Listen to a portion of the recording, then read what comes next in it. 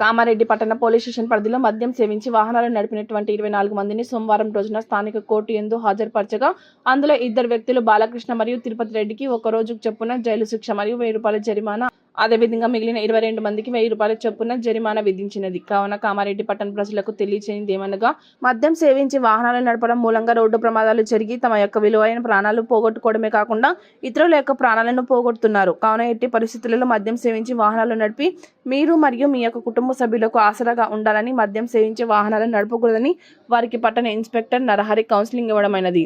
ఇట్టి కార్యక్రమంలో ఆర్ఎస్ఐ మహేష్ మరియు సిబ్బంది పాల్గొన్నారు. మీరు తాగడం మూలంగా మీ కుటుంబం ఏదైనా జరిగితే మీ కుటుంబ సభ్యులందరూ కూడా రోడ్డున పడతారు.